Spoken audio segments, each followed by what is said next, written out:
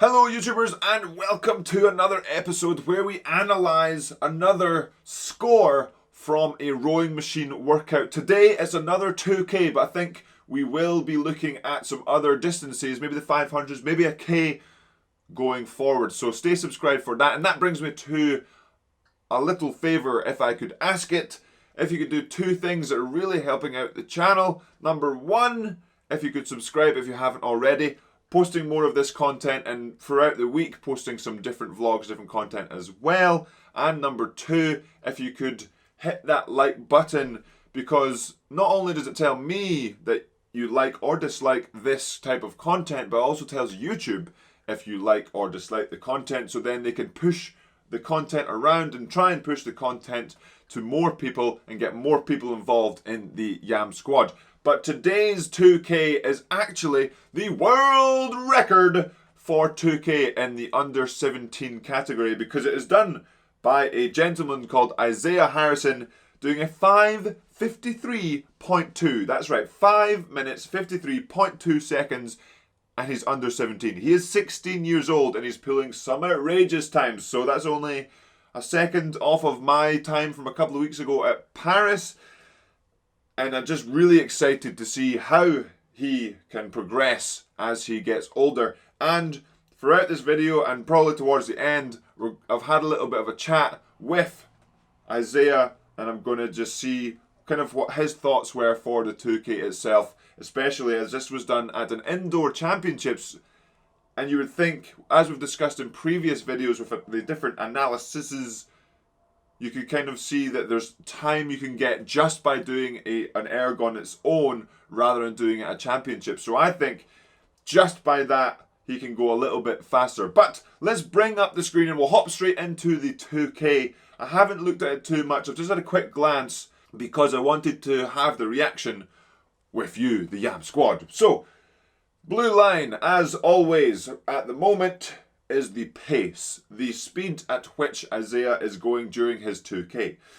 Red line, the stroke rate. How many strokes is he taking per minute during the race? And as you can see, pretty decent. My first reaction is really consistent, really good profile for a 2K itself.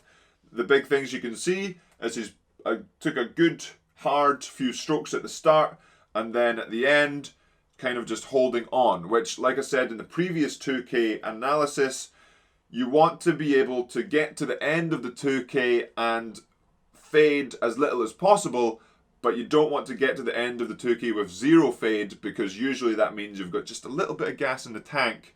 So you almost want to be finishing a couple of splits off of your mid pace. So let's see on Isaiah's first stroke. As always with the start systems, there's a little bit of a lag before it picks up the actual split. So the first split that he would have seen was a 140, which is that little bit of lag. I thought it said 124. 124 was his second stroke at a rate 37. So reasonably low for that first sort of second stroke. 124, 119, 18, 20. Quite a low rate, very low rate actually. 31, 30. And then we stick to that rate, 31, and then we're into sort of 26s, 28s through here. And look, that is pretty impressive. And that's one of the things, I'll put a link in the description below to a video of his 2K itself. You can see as a junior, essentially an under 17, you can see the people around him, the athletes around him, and he is definitely taking a vastly different approach. You can see that at around, so what stroke's that? At around maybe 20 seconds or so, there's a distinct shift into his sort of race pace. You can see that the people around him are still sort of spinning the wheels, but Isaiah, it seems to me, it looks like he has a pretty solid plan of what's going on. I think it might be even less than 20 seconds. But as you can see going through, the rate pretty much stays 30, even hitting 29 throughout the whole piece until the end, where it even peaks at 34. So even that is, in my opinion, very low And so again, looking forward to seeing what this young man can do going forward, even just if he creeps that rate up to sort of 32, maybe he needs to be a little bit stronger, a little bit fitter, so he can maintain that rate a little bit higher, maintain that power that he obviously clearly has to make him go that sub 550, which is actually one of his targets coming up. He's getting close to 550 now, so why not go for sub 550? And it's one of the interesting things as well, when I was searching for this score on the Crash Bees website, usually you scroll through the categories, you go to the open men, first place open men, and then you bring it up on the screen. But not this time. Since Isaiah is a 16-year-old, an under 17, he was actually competing in the under 19 category and just blew through everybody. But it was really interesting because I was like, okay, what category is he actually in for him not to be in the open men? But so he was in the under 19 category, and again, that's a testament to how good of an athlete he is. He is so far ahead of not only his peers, but a lot of the people that are a lot older than him, and he's almost ahead of me, actually, which is awesome to see these young athletes coming through and showing everybody how it's done, really. And again, not only showing you how it's done score-wise in the ultimate end goal, the ultimate time, but really just how the score itself is completed. I really, really like to see this consistency. Is the rate really consistent? The split, once you've settled down after the start, you can see that I would say he's probably had a bit of nerves, a little bit settled down around 40 seconds, and he's sitting there at 28s pretty consistently, 28, 29, 28, 29s for almost, so that's 5 minutes so for 4 minutes he's been sitting on one split, maybe a two split variation, which is really, really good. And again, bringing that back to mine, I'm taking inspiration from these 2Ks that I have to put into my 2Ks and not have such a big variation. But as always, everyone is their different athlete, their own individual athlete, and playing to your strengths when you race and then trying to practice your weaknesses. But really, that is it from the 2K itself. It is really, really consistent. As you see at the end, like I said, you want to finish your 2K with a little bit of a fade. You want to finish your 2K, you don't want to finish your 2K in your fastest split. And so he's sitting at 28s, 29s, and then he finishes actually his last split at 140. So that might have just been a little bit of a lag there, but on the sort of system. But 137, 133, and even at the end, he's brought up the rate slightly just to hold on to that split, but it isn't that big of a fade in the last, so that'll be the last 10 seconds. He's done really, really well here. And of course, as always, coming into that last minute, your legs are burning, your lungs are burning, everything's burning, and you're just trying to almost hold on. But the more 2Ks you do, the more you get used to it, the more you can sort of get used to that burning and keep on pushing. But that is pretty much it from the actual analysis of the 2Ks. I had the opportunity to ask Isaiah some questions, and so we're going to sort of ask those questions or let you know the answer to those questions now. And they were pretty simple, really, just asking about himself, where's he from. So he's from North Idaho in America, 16 years old. He's actually 6'9", so we are very similar heights, and actually 225 pounds, which is just over 100, so about 101, 102 kilos. And for a 16-year-old, he is a big 16-year-old. I'm trying to think of what height I was at 16. I wouldn't have been far off there, but I can't remember. I never really took my weight when I was that young. I didn't really do that. But wingspan, which I find really interesting, 7'1" wingspan, so a 4 inches bigger wingspan than his height. And for me, my wingspan is roughly the same as my height. It's about 6'9", so I'm 6'9" tall, 6'9" wingspan. So it's really, I think, when your wingspan is really long, or at least longer than your height, I think that is one of the things that really helps a rower succeed. Okay, now on to some questions regarding the 2K itself. I asked Isaiah, how did you feel during the 2K itself? He said, during the piece, I really focused on relaxing at a steady rate for the majority of it, and then around 500 meters left, I started to bring down my split. About 150 left, everything was used up, so just focused on trying to raise the stroke rate in order to not fade out too much to still get a good time. And that's what I can see there is he's already, even though he's firing out this outrageous score, he's already thinking mid-piece what's actually going on rather than just eyes closed, going and hoping for the best. So there's already really good experience building up there for him. And like I said about that fading at the end, so he knew that he was fading. It's just a kind of aim to fade as little as possible. I asked, what was the worst part of the 2K itself? Well, he says the hardest part was probably either with about 700 to go and trying to still stay relaxed and focused and not build too early. And then it got really tough again around 250 left when the fatigue really set in and the pace became much more difficult to hold.